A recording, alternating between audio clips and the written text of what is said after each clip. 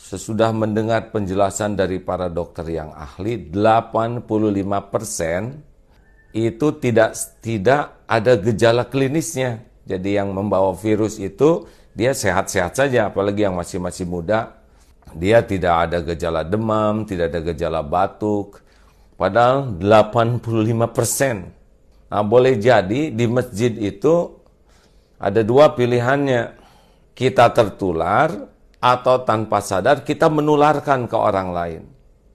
Jadi ini bukan yakinlah Allah yang menolong, alhamdulillah.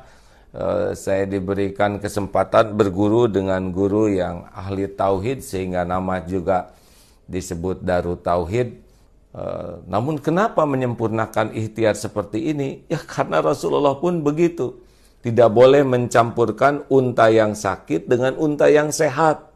Nah, kita tidak tahu sekarang siapa yang sakit dan siapa yang sehat. Khawatir kalau ke masjid, mungkin yang menularkan kepada yang lain. Karena orang-orang sehat itu ujiannya sekarang 85% virus itu tidak menunjukkan gejala klinis. Saudaraku sekalian, ini bukan main-main ya. Lihat dalam tempo sebentar saja 2 minggu, grafiknya dari 2 sekarang sudah 227. Bisa dibayangkan ini persis keadaan Italia 2 minggu pertama. Juga keadaan Iran 2 minggu pertama.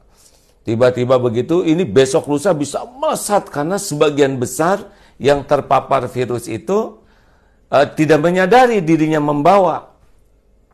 Kita berdesak-desakan terus kena lewat tubuh. Kemarin sudah juga menyimak penjelasan dari dokter yang langsung ini berinteraksi. Beliau mengatakan sekarang kawan-kawan dokter itu dari ahli paru sebagian sudah dirumahkan. Ventilator juga sudah berkurang.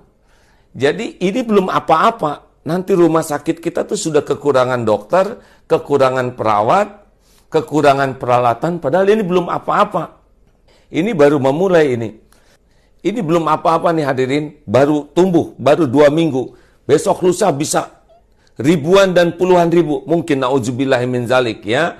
Kalau kita melihat kesantaian kita ya, melihat kesantaian kita persis di Italia yang santai, rileks saja, dianggap remeh dan tiba-tiba melesat.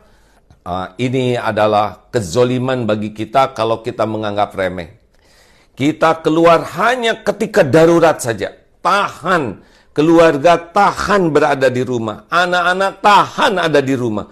Karena keluar kita tidak tahu jarak sekian akan kena. Ini penting. Kawan-kawan harus bisa memahami ini bahaya besar di depan. Kematian sudah ditetapkan oleh Allah Subhanahu wa taala, itu hakul yakin.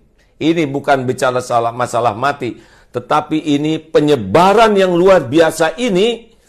Kapasitas rumah sakit kita terbatas, dokter, perawat terbatas. Ini beda dengan di negara lain yang fasilitasnya banyak, kemudian uangnya juga banyak, kesadaran masyarakatnya disiplin. Korea itu tidak di lockdown, tapi disiplin. Dan setiap hari itu mengecek dari sini tuh sampai 15.000. Nah, kita sudah hampir setengah bulan, baru berapa ratus yang dicek. Ini luar biasa di depan ini. Saudara-saudaraku sekalian, ini luar biasa di depan. Sedih sekali melihat banyak orang yang meremehkan, bahkan menertawakan satu sama lain, masih senang berkerumun. Ya mungkin karena belum paham.